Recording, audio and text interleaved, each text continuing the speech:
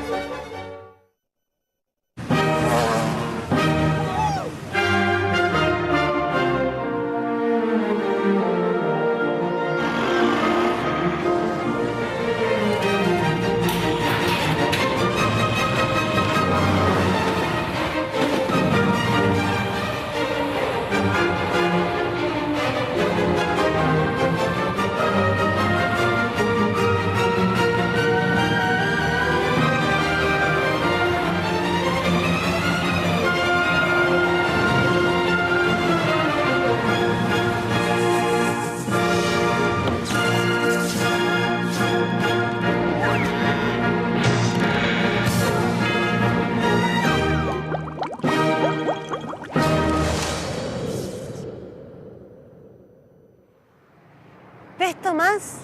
No me digas que no te inspira, que no te da ideas, que no te sugiere cosas para tu proyecto. Pero lo que yo quiero construir es un entrepiso en mi departamento. Y no sé qué tiene que ver un puente en todo esto. Construir un entrepiso no es una cosa que se haga así como así. Al hombre le demoró millones de años aprender sobre las estructuras de una construcción. Roma no se construyó en un día. Por favor. Pero lo que yo quiero construir es mucho más simple que Roma. Es un entrepiso. Y lo quiero para la semana que viene. Pero Buenos Aires está lleno de posibilidades. Vení, vamos a recorrerlo. No me van a hacer estudiar arquitectura para construir un entrepiso para mi colchón. Hoy un colchón, mañana un acueducto. El saber no ocupa lugar. Pero mi colchón sí, y 3 metros cuadrados ocupa. Y lo único que quiero es un entrepiso. Tomás, vivimos en un universo conformado por estructuras. El universo puede ser, pero mi entrepiso no creo que necesite mucha estructura. Pero si no fuera por las estructuras no podríamos ni estar parados. Nuestra estructura, el esqueleto, que soporta el peso de los músculos y los órganos. Desde el átomo más elemental hasta el organismo más complejo, todo elemento tiene una estructura que le da forma y le permite interactuar con su entorno. Es la estructura la que permite soportar las cargas que actúan sobre los elementos. Por eso los invertebrados, que tienen estructuras menos resistentes, no pueden cargar tanto peso. El hombre encontró en las estructuras de la naturaleza su inspiración para desarrollar las estructuras artificiales. Las construcciones realizadas por el hombre han evolucionado de acuerdo a las necesidades, a la disponibilidad de materiales, a las posibilidades económicas y a la estética de cada época y lugar, formando parte de la identidad de los pueblos. Mira, yo no sé lo que vos pensás hacer en el entrepiso, pero si no tiene una estructura apropiada, quizás no resista la carga. Sí. Por ahí me conviene construir una estructura que resista una carga mayor de la que soportará. Muy bien. Veamos. Las principales características físicas que debe tener una estructura son equilibrio, resistencia y estabilidad. Una estructura está en equilibrio estático cuando está en reposo, como así también lo están cada uno de sus elementos en forma independiente. Si bien todas las construcciones se mueven un poco, los desplazamientos son pequeños en comparación con las dimensiones de la estructura. Por eso no se perciben. El equilibrio de un cuerpo depende de la distribución de su peso y de su forma, los que determinan la posición de su centro de gravedad, o sea, el lugar en donde se concentra todo el peso de un objeto. Cuanto más baja sea la ubicación del centro de gravedad de una estructura, será más estable, ya que ante un desplazamiento existirá una fuerza de restauración que la regresará a su posición original. Se trata de una estructura en equilibrio estable, ya que su centro de gravedad queda arriba y dentro de su base original de apoyo. Si el centro de gravedad estuviera en una posición más alta, el mismo desplazamiento lo dejaría fuera de su base original de apoyo, no pudiendo la estructura volver a su posición inicial, lo que llamamos equilibrio inestable. El problema de la inestabilidad también está dado por el apoyo del edificio sobre un suelo con asentamientos desiguales. Se puede inclinar, como ocurre con la Torre de Pisa. Los especialistas tardaron siglos en detener la inclinación de la torre. Según los expertos, los trabajos de estabilización consistieron en extraer toneladas de suelo debajo del campanario del sector opuesto al de la inclinación.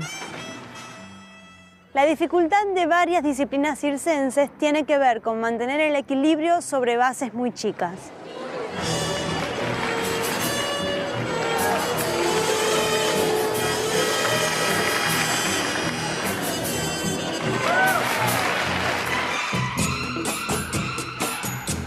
Otro caso interesante es la bicicleta.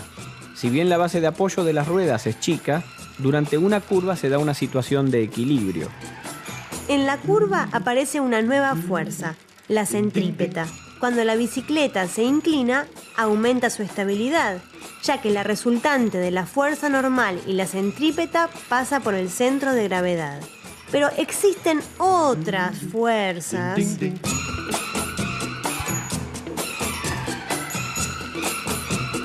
que le sacan la concentración y hacen que aminore la velocidad. Si mantiene la inclinación, las fuerzas dejan de estar en equilibrio y se rompe la crisma. Sí, ya sé, equilibrio inestable. Es que me distraje mirando a esa chica. No entiendo cómo hace para mantenerse en equilibrio con un punto de gravedad tan alto. Podría ser artista de circo, ¿no? O vedette. ¿Volvemos a la ciencia? Además de estar en equilibrio estático, una estructura debe ser resistente. Tiene que soportar las fuerzas o cargas a las que esté sometida sin deformarse.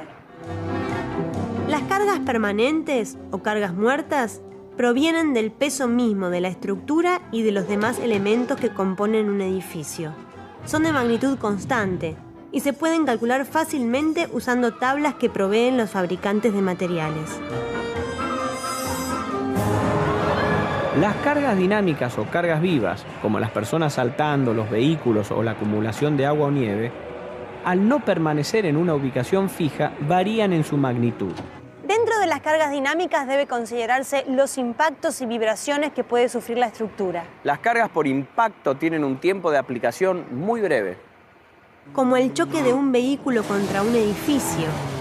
El efecto de las vibraciones en una estructura dependerá de su elasticidad. Todas las estructuras tienen un grado de flexibilidad que las hace oscilar ante un impacto. El tiempo que tarda la estructura en realizar una oscilación completa se llama período fundamental. Y la cantidad de oscilaciones que se producen en un segundo es la frecuencia fundamental. Cuando el período de una vibración coincide con el período fundamental, se produce lo que se llama resonancia y la estructura oscila con amplitud creciente. ¿Y eso no es peligroso? Muy peligroso. Porque mi entrepiso tiene que ser inmune a las oscilaciones con amplitud creciente. Usted me entiende, ¿no? Las llamadas cargas resonantes pueden hacer que una estructura oscile hasta derrumbarse sin importar su peso. El mejor ejemplo es el de la copa que estalla por la voz de una cantante sin necesidad de contacto. Sabemos que el flujo del aire produce oscilaciones. Sí, un viento constante, aunque sea de baja velocidad, produce oscilaciones aerodinámicas que pueden ser resonantes.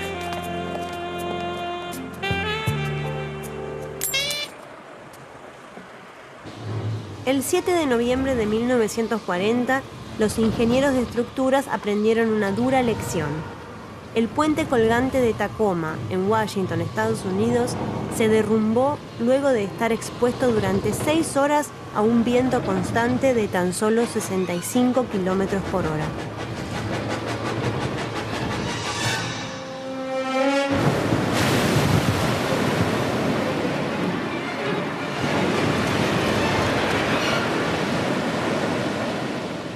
Otras versiones indican que al soplar viento sobre y debajo del puente se produjeron vórtices, algo parecido a los remolinos, que rotaron en sentidos opuestos. La formación y desaparición de los vórtices transmitieron energía al puente con una frecuencia que se acercó a la frecuencia natural, provocando de este modo su derrumbe. Durante un terremoto, las sacudidas al azar que produce un sismo se transmiten al edificio a través de sus cimientos y producen movimientos mayores en los pisos superiores. Los objetivos del diseño de una estructura sismo resistente son muy específicos y corresponden a resistir sismos leves sin daño, resistir sismos moderados considerando la posibilidad de daños estructurales leves o resistir sismos severos con posibilidad de daños estructurales importantes, evitando el colapso de la edificación.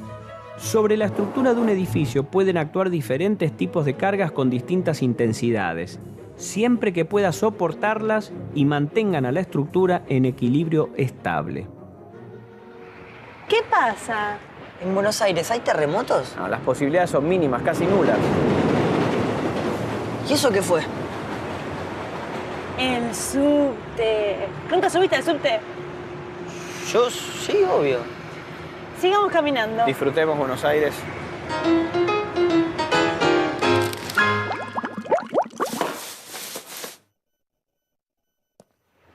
La verdad que es muy lindo el paseo, pero ¿qué tiene que ver un shopping con querer construir un entrepiso para un colchón? Si vos ya tenés una cama, Tomás, ¿para qué querés otra? Es que mi cama de abajo es de una sola plaza y ahí no entra una...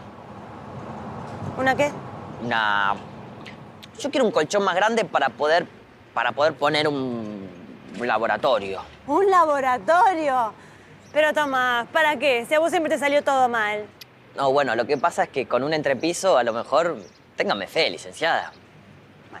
Tal vez todo este tiempo de trabajo juntos haya dado sus frutos.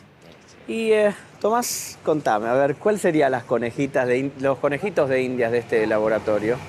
Usted ayúdeme, licenciado. A ver, repasemos. Por el equilibrio no me voy a preocupar porque la estructura principal la tengo. Aunque agregar carga en la parte de arriba de un edificio altera el centro de gravedad y su resistencia. Por un entrepiso no se va a venir abajo el edificio. Siempre que resista las cargas adicionales o sobrecargas. A ver si entendí bien. Las cargas permanentes o muertas van a ser el peso de las viguetas, de las vigas y de las tablas del entrepiso. Y no te olvides de los clavos y los tornillos. ¿Me está cargando? Sí. Ok. Y las cargas dinámicas o vivas van a ser las vibraciones de los equipos. Obviamente que el entrepiso tiene que soportar todo ese peso, más el mío y el de la chica que me asista. ¿Estamos hablando de un laboratorio científico? La ciencia lo abarca todo. Obviamente que prometo no poner en riesgo la integridad de la estructura, con oscilaciones que coincidan con su periodo fundamental. Digo, por la vibración de los equipos. Sí, bueno, hay que calcularlo todo. Y eso que esa es una estructura sencilla. ¿Cómo harán los ingenieros para calcular una estructura compleja? Los ingenieros de estructuras calculan las cargas a las que será sometida una construcción durante su vida útil para diseñarla con materiales que se adecuen a las posibilidades económicas y estéticas del proyecto. Un error de cálculo si ven abajo un rascacielos. Che, está desequilibrado esto, no puede ser. A mí nunca se me había venido bajo uno de estos. Si te caes 10 veces, te levantas. Otras 10, otras 100, otras 500. Que no han de ser tus caídas tan violentas ni tampoco por ley. Han de ser tantas. Con el hambre voraz con que las plantas almacenan el humus avarientas, deglutiéndolo. Este juego no posee ninguna seguridad, Tomás. Las estructuras de los edificios se dimensionan para una carga mayor que la que tendrán que soportar. Es lo que los ingenieros llaman el coeficiente de seguridad. Por ejemplo, una estructura con un coeficiente de seguridad de 1,5 está calculada para resistir una carga de un 50% por sobre el máximo al que será sometida. Este concepto no solo se aplica a los edificios, sino también a todos los componentes de maquinaria o dispositivos que operan con cargas. Por ejemplo, un gasoducto de alta presión o una línea de transmisión eléctrica. O el cable del ascensor.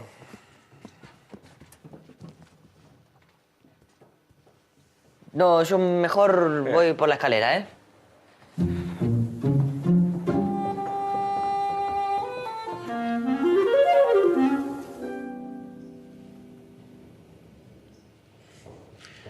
Francamente, licenciada. La lima de uñas no tiene ahí, ¿no? No, no tengo ni lima de uña, Mira. no tengo un colchón, ¿no tiene usted? Una lisca. Al fin, ya era hora, no tenemos todo el mes. ¿Alguien puede subir al cuarto piso que me olvidé los pulmones? Te equivocaste, Tomás. Reconócelo. Podés cometer errores. Muchos errores, Lo único que cometés son errores. como muchos ingenieros que podrán ser muy precavidos, pero no son infalibles.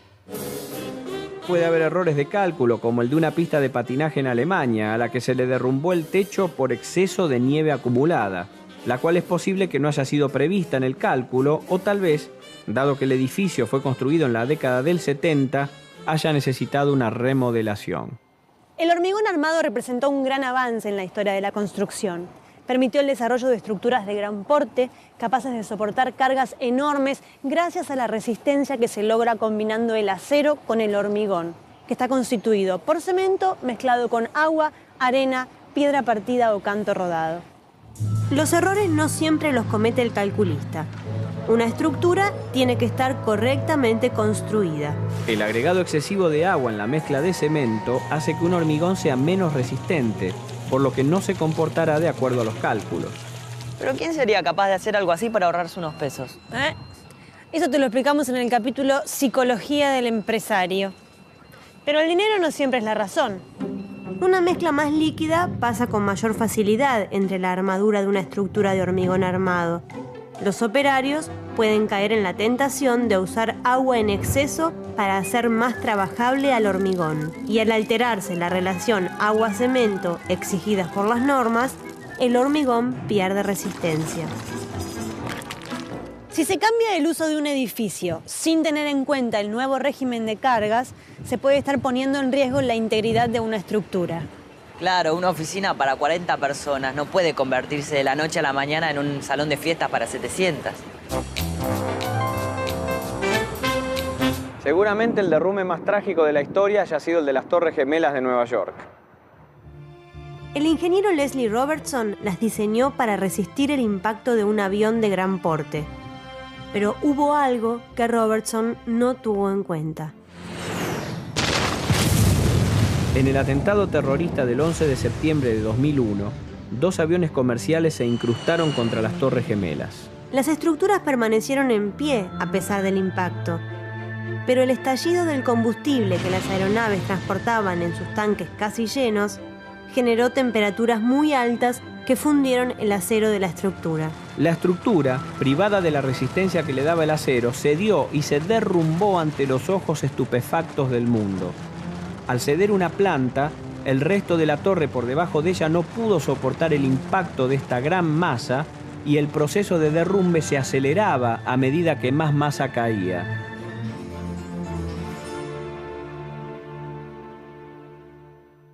Las fuerzas externas, al actuar sobre una estructura, generan en el interior de la misma diferentes estados de tensión.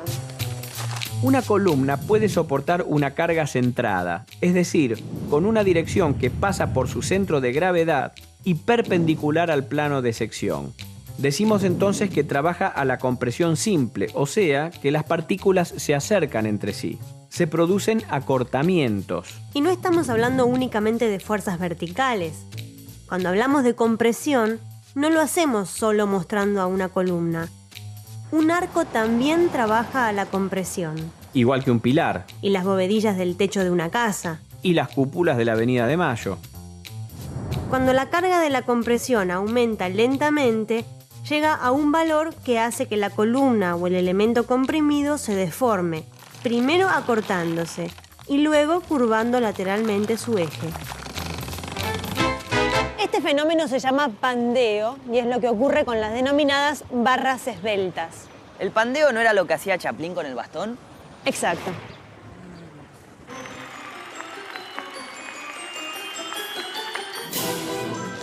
Cuando un elemento estructural está sometido a fuerzas colineales, igual recta de acción e igual intensidad y sentido opuesto coincidente con el eje longitudinal, y se ponen de manifiesto alargamientos, decimos que trabaja a la tracción, como los cables que sostienen un puente colgante. O los tensores de la estructura de un techo. Una estructura sometida a esfuerzo de tracción que supere su resistencia se estirará reduciendo su sección y se romperá. Entonces, si Chaplin daba cátedra sobre compresión con el pandeo del bastón, una película de acción es una clase magistral sobre tracción.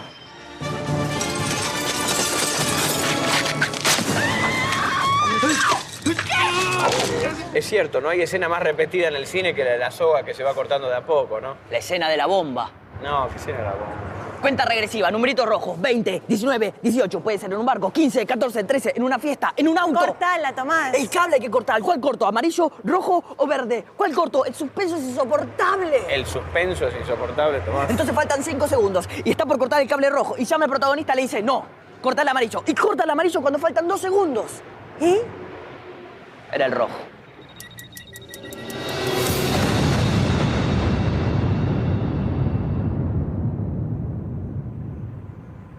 Un excelente ejercicio de probabilidades matemáticas. Ahora, ¿qué tiene que ver con la tracción? Pero se salva la chica y besa al protagonista. Y esa es la parte menos creíble, porque las chicas nunca besan. Lo recomendó usted.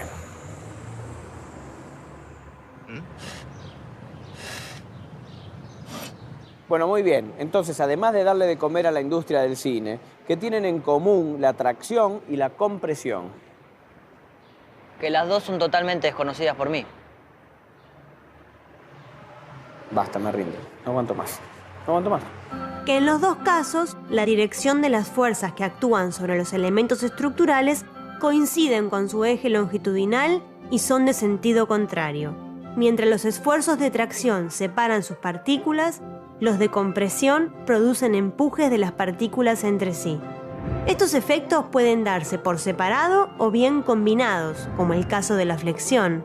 Además del tablero de un puente, la flexión es el trabajo que hacen las vigas de un techo o una losa. Si observamos detenidamente cualquier elemento que trabaje a la flexión entre dos apoyos, no es difícil entender que se producen fuerzas de compresión en la parte superior y de tracción en la parte inferior.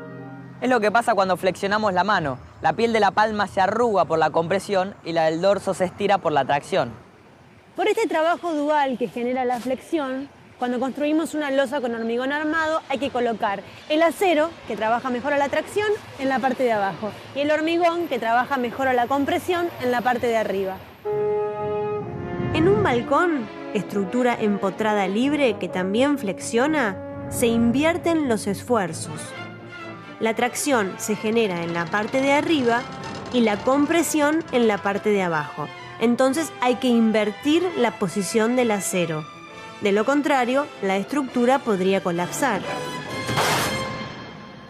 Lo que lamentablemente suele pasar cuando la estructura es exigida por el peso de personas o de objetos no considerados en el cálculo, o bien cuando la armadura queda abajo.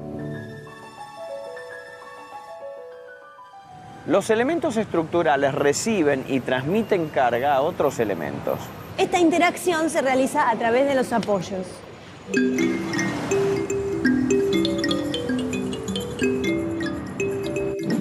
Los apoyos pueden ser de 3 tipos. En los apoyos móviles o de primera especie, un elemento estructural descansa sobre otro apoyado, por ejemplo, en un rodillo. Este tipo de apoyo permite su traslación y rotación, pero evita que se mueva en dirección perpendicular al eje. Los apoyos móviles restringen 1 grado de libertad. Los apoyos articulados o apoyos fijos de segunda especie solo permiten la rotación del elemento estructural alrededor de su eje, evitando la traslación según su eje y en la dirección perpendicular al mismo. O sea, que restringen 2 grados de libertad. Y los apoyos fijos de tercera especie o empotramientos inmovilizan totalmente al elemento estructural, restringiendo 3 grados de libertad. En una estructura constituida por losas, vigas, columnas y bases, la carga viaja de este modo. La carga externa actúa sobre la losa. Esta la transmite a las vigas a través de los apoyos. Las vigas a las columnas que las distribuyen a las bases y de las bases al suelo. La La carga a través de la columna se va incrementando. Por eso las secciones de la columna aumentan de arriba hacia abajo. Bueno, ya tengo suficiente como para hacerme el entrepiso. Mi propio laboratorio. ¿Y lo vas a construir vos solo? Pero si es una pavada, licenciado.